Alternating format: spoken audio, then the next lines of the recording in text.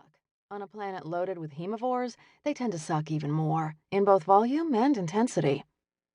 "Morning," Charlie says in a deep-voiced rumble as I get on the elevator. He's his usual natty self, wearing a double-breasted, dark green suit and matching fedora with a tan snakeskin hatband.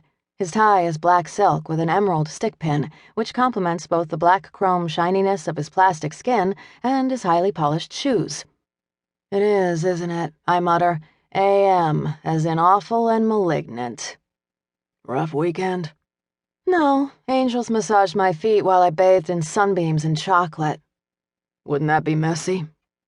It sounded better in my head. I take a long slug of coffee from the travel mug in my hand. "Will to live, returning," I say. Damn, I thought I had it beat this time. "The day's still young." "Thanks for reminding me." "Something's up." He glances at me and frowns. "Not you, obviously, but Cassius wouldn't call us in this early unless it was important." I give him a withering glare, which has about as much effect as a laser on a mirror. David Cassius is our boss, the head of the National Security Agency, which for some reason is based out of Seattle here. He's a very old, very powerful pyre, and he looks like an 18-year-old Californian surfer boy, or at least he did until recently. The elevator doors slide open and we step out into the NSA offices. It looks pretty much like the offices of any intelligence gathering agency in my own world. Lots of people in lots of cubicles, the murmur of voices and machines, people in suits and ties striding along clutching laptops or file folders or paper cups of hot blood. Yeah. See, that's the thing about this place. It does a real good job of seeming normal, at least on the surface, but then some little detail comes along and whacks you between the eyes. Cars look like cars until you notice how many of them have windows tinted so dark you can't see inside, even through the windshield. At Easter, the bunnies aren't made of chocolate, though there's still a hunt and kids still stuff their faces. And during the full moon, every thrope beneath it participates in a massive 3-day party that makes Rio during Carnival look like a Mormon picnic. Okay, that last one isn't all that small, but at least I only have to deal with it once a month. You can make up your own joke. I mentioned it's Monday, right? We march through the room to Cassius's office, which has a large smoked glass window beside the door.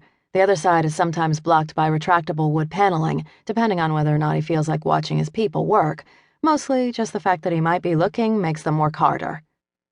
Cassius's office looks more like a study. Dim lighting, lots of books. He's sitting behind the desk, and of the 4 chairs in front of it, 2 are occupied. One by Damon Acefunger, a forensics shaman, and one by Gretchen Petra, one of our top intel experts. Cassius is dressed in his usual dark blue suit, his short blonde hair neatly combed, his hands clasped together on the desk like a high school student at his first interview.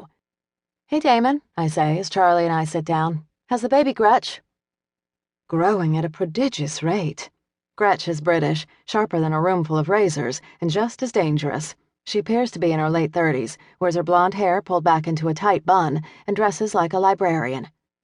She's a pyre who recently had her first child, Anna. There's a spell here that allows that, as long as the parents are both willing to age 6 months for every year the child does.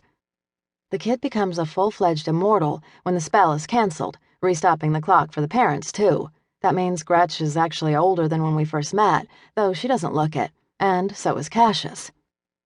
Anna's father, Saladin Aquitaine, was murdered by a psychopath I helped catch.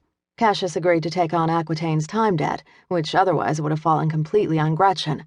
My surfer boy boss is growing up, after spending Lord knows how many years with his internal stopwatch stuck at late puberty. Damon Acefunger just nods at me. He looks a little nervous, and I wonder why.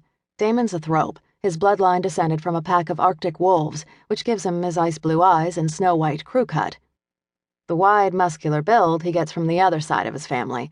Sometime in the past, a wolf-bitten pit bull chomped one of his ancestors, passing along the lycanthropy curse and adding a few additional canine genes at the same time. Damon's a geek who looks like he lives in a gym, but he's also a friend who slipped me information that could get him in trouble. "Jace, Charlie," Cassius says, "good morning to both of you. Sorry to get you out of bed so early." "Oh my God," I say, "you have a zit." "Excuse me?" "A zit? On your face? I realize you may not recognize it because the last time you needed skincare products they hadn't been invented yet, but that little yellow thing at the edge of your hairline wasn't there yesterday." I wouldn't